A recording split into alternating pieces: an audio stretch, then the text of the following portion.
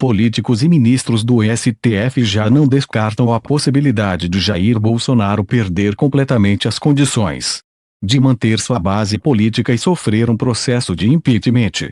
Antes feitos pela oposição, pedidos de afastamento já ganharam as ruas.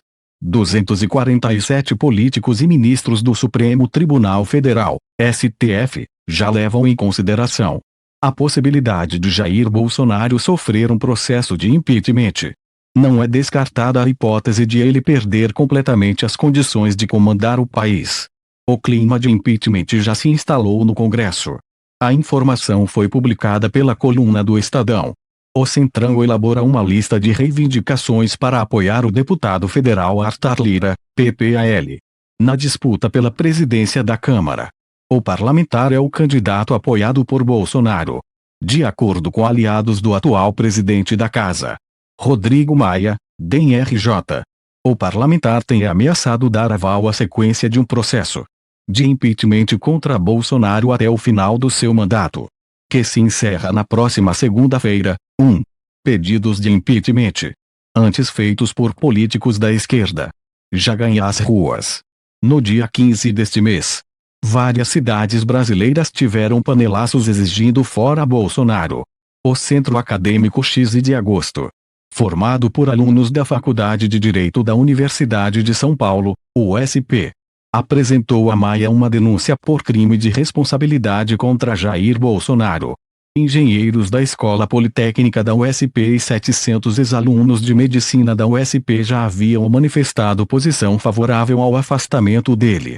Os pedidos de impeachment também foram feitos por cerca de 700 docentes de direito e egressos da Universidade Federal de Minas Gerais, UFMG, da Universidade de Brasília, UNB, e da Universidade Federal do Rio de Janeiro, UFRJ. Manaus. A pressão pelo afastamento de Bolsonaro aumentou após a falta de oxigênio em unidades de saúde de Manaus, AM. Documentos públicos apontaram que o Ministério da Saúde, comandado atualmente pelo general Eduardo Pazuello, sabia do cenário crítico sobre o sistema de saúde do município 8 meses antes de ser constatada a falta do insumo. A Advocacia Geral da União, AGU, havia informado ao STF que o governo federal sabia do iminente colapso do sistema de saúde no Amazonas 10 dias antes da crise. O Ministério relata reuniões do Secretariado do Ministério da Saúde, realizadas entre 3 e 4 de janeiro, onde foi constatada a possibilidade iminente de colapso do sistema de saúde em 10 dias. Em outra manifestação, o procurador da República Igor Spindo disse que a causa principal para que o oxigênio faltasse para pacientes de coronavírus em Manaus na última semana foi a interrupção do transporte deste insumo pela Força Aérea Brasileira, FAB. Ainda não se sabe por ordem de quem. Mais pedidos de impeachment ganham as ruas e pressionam o presidente da Câmara dos Deputados, Rodrigo Maia, DEM-RJ, a abrir um processo que pode implicar no afastamento de Jair Bolsonaro. 247 O Centro Acadêmico X de Agosto, formado por alunos da Faculdade de Direito da Universidade de São Paulo, USP, apresentou ao presidente da Câmara dos Deputados, Rodrigo Maia, DEM-RJ, uma denúncia por crime de responsabilidade contra Jair Bolsonaro e pedem o impeachment. A informação foi publicada pela coluna Painel. Engenheiros da Escola Politécnica da USP e 700 ex-alunos de medicina da USP já haviam manifestado posição favorável ao impeachment de Bolsonaro. Os pedidos de afastamento também foram feitos por cerca de 700 docentes de direito e egressos da Universidade Federal de Minas Gerais, UFMG, da Universidade de Brasília, UNB, e da Universidade Federal do Rio de Janeiro, UFRJ. Aliados do presidente da Câmara afirmaram que o parlamentar tem ameaçado dar aval à sequência de um processo de impeachment contra Bolsonaro até o final do seu mandato, que se encerra na próxima segunda-feira. Os diálogos obtidos pela defesa comprovam que o ex-juiz Sérgio Moro orientou a acusação, o que é proibido por lei, e que a equipe de Dallagnol manteve conversas clandestinas com autoridades dos Estados Unidos e da Suíça, o que também é ilegal. 247 A defesa do ex-presidente Luiz Inácio Lula da Silva já tem elementos para demonstrar a parcialidade do ex-juiz Sérgio Moro e do procurador Deltan Dallagnol na Lava Jato. Os diálogos que fazem parte da Operação Spoofing comprovam que Moro orientou a acusação, o que é proibido por lei, e que a equipe de Dallagnol manteve conversas clandestinas com autoridades dos Estados Unidos e da Suíça, o que também é ilegal.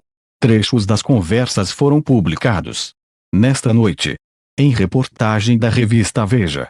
Segundo a defesa de Lula, é possível desde já constatar, para além da escancarada ausência de equidistância que deveria haver entre juiz e partes, por exemplo, a efetiva existência de troca de correspondência entre a força-tarefa da Lava Jato e outros países que participaram, direta ou indiretamente, do acordo de leniência da Odebrecht, como, por exemplo, autoridades dos Estados Unidos da América e da Suíça, e documentos e informações que configuram quebra da cadeia de custódia relacionados aos sistemas da Odebrecht, e a busca selvagem e a lavagem de provas pelos órgãos de persecução, com a ciência e a anuência do juízo de piso. Em uma das mensagens trocadas em 16 de fevereiro de 2016 incluídas pela defesa de Lula na ação, Moro pergunta se os procuradores têm uma denúncia sólida o suficiente. Em seguida, Deltan Dallagnol informa a ele linhas gerais do que os procuradores pretendiam apresentar contra Lula. Aponta a reportagem. Moro e Dallagnol também tratam do advogado Tacla Durin, que denunciou a operação, e de encontros secretos com autoridades dos Estados Unidos e da Suíça. Deputado e ex-ministro da Saúde aponta que Bolsonaro violou lei federal e do DF, ao promover almoço com dezenas de pessoas, entre ministros, parlamentares e famosos, sem distanciamento e sem uso de máscara. Revista Fórum. O deputado federal Alexandre Padilha, PTSP, que é ex-ministro da Saúde, protocolou junto à Procuradoria-Geral da República, PGR, nesta quinta-feira, 28, uma representação em que pede a abertura de inquérito civil e criminal contra Jair Bolsonaro por conta da farra que promoveu em uma churrascaria de Brasília, DF, nesta quarta-feira, 27. Mesmo diante do fato de que o Brasil vem sofrendo um recrudescimento da pandemia do coronavírus, com o número de casos e mortes em franca ascensão, Bolsonaro segue desrespeitando os protocolos sanitários contra o contágio da Covid-19.